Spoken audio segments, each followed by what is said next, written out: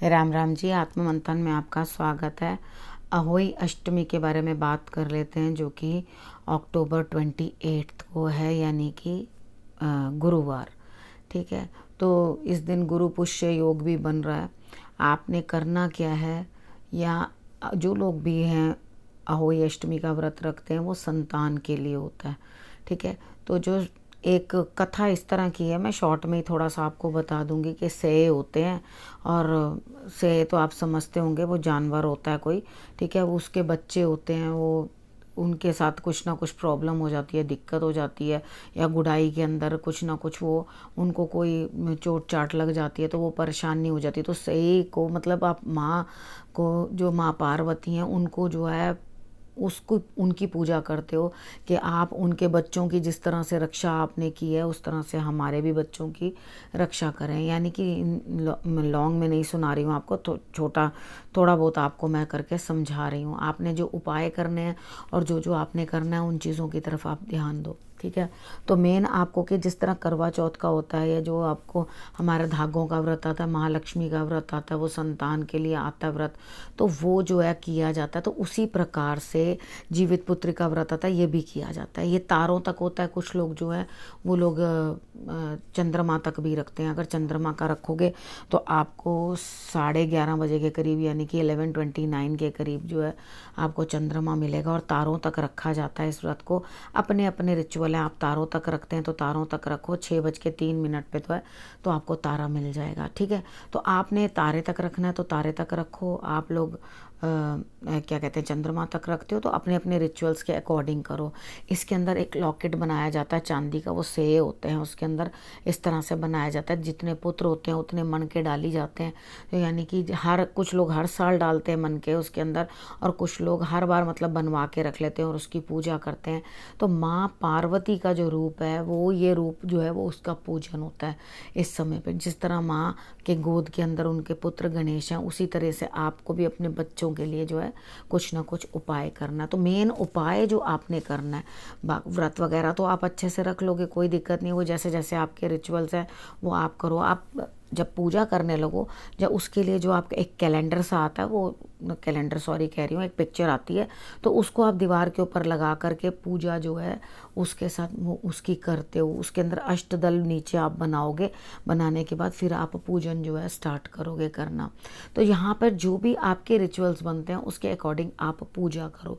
ठीक है, जो ये आपने अष्टदल बनाया और उसके बाद आपने जो वो रखा, तो वो उसको कोशिश करना, या तो वो ईस्ट की तरफ मुँह करते हुए हो, या नॉर्थ ईस्ट की तरफ मुँह करते हुए आपने उसको रखना है, या बिल्कुल ब्रह्म स्थान में सेंटर ऑफ द हाउस जो है, आप वहाँ बैठ करके जो है पूजन कर सकते हो। तो जब आप ये पूजन करोगे तो उसके बाद आपने पूजन कर लिया, और वो धागे को जो जो बनाया होता है, चांदी के पीसेस बनवाते हैं जो उसके अंदर डालते जाते हैं, मोती डालते जाते हैं हर बार, उनको या तो नया बनवाते हैं, नहीं तो वापस उन्हीं को ही साफ़ सुथरा करके कच्चे दूध के अंदर, कच्ची लस्सी के अंदर जो है उसको डुबो दिया जाता है, और उसके बाद जो है वो आप उसे पहन सकते हो। ठीक है, तो ये जो व्रत होता है वो संतान के लिए हुआ होता है। आपने मेन इस चीज़ का ध्यान रखना है कि आप लोग बिल्कुल भी गुड़ाई उस दिन नहीं करें, क्योंकि किसी को भी नुकसान नहीं पहुंचे, किसी के बच्चों को भी, या कुछ उस तरह से करके आपने करना है कि कोई कीड़े हों या कुछ हों उसके अंदर, मिट्टी के अंदर, तो उनको कुछ नुकसान ना हो, इसके कारण गुड़ाई जो है वो बिल्कुल उस दिन नहीं की जाती। तो आप लोग पौधों की पानी वानी जल डालना हो तो डाल लेना, लेकिन गुड़ाई वगैरह आप नहीं करना। इस चीज़ का आपने ध्यान रखना है। उसके बाद क्या है, राधा कुंड पे स्नान करना है। जिन लोगों को कंसीविंग प्रॉब्लम हो रही है, या जिनके संतान नहीं होती, ये जो व्रत है वो वाला भी आपने जो है इसी तरह से करना है। जिनको संतान हो चुकी है वो भी करें, जिनको नहीं हो रही है वो भी इस व्रत को करें, ताकि उनको भी संतान की प्राप्ति हो। उसके बाद जिन लोगों को भी संतान की दिक्कत है, किसी के संतान होती नहीं है, तो बहुत बड़ा उपाय होता है, राधा कुंड पे जाओ, वहाँ पे जाके स्नान करो। ठीक है, उधर लाल कपड़े के अंदर जो है कुष्मांड जिसको कहते हैं, यानी कि पेठा, ठीक है, उसको जो आपने लाल कपड़े के अंदर बांध करके वहाँ ले जाना है। वहाँ हस्बैंड वाइफ दोनों जाकर, जिनको भी संतान प्राप्त नहीं हो रही, वो लोग जाकर वहाँ पे स्नान करें। ठीक है, स्नान करके कुष्मांड जो है वो वहीं पर आप छोड़ दें। ठीक, उसके बाद आपने क्या करना है, जब नेक्स्ट टाइम आपकी मुराद पूरी होगी तब भी जाकर आपने वहाँ पर स्नान जरूर करना है। तो रात को भी, दिन के टाइम नहीं, रात के टाइम जो है उस टाइम पे नहाने का राधा कुंड के अंदर जो है वो उस समय होता है। ठीक है, तो राधा रानी की कृपा से भी आपको जो है संतान की प्राप्ति होती है, यानी कि दोनों जो चीज़ें हैं वो कल हैं। ये उपाय आपको मैं इसलिए बता रही हूँ, अगर आप ये करना चाहो तो अगर आपको कोई भी दिक्कत है, राधा रानी में विश्वास करो और विश्वास करके जाकर वहाँ पे स्नान करो। स्नान करने के बाद आपको खुद पता चलेगा कि आपको क्या रिजल्ट मिला। बाकी भाव से ही ईश्वर प्रसन्न होते हैं, और तो उनको कोई चीज़ प्रसन्न कर नहीं सकती। ठीक है, उसके बाद नेक्स्ट टाइम भी जब आप जाओ, जब आपकी मुराद पूरी हो जाए, तो भी आपने जा कर के जो है वो पेठा देकर ही आना है, वहाँ रख कर आना है।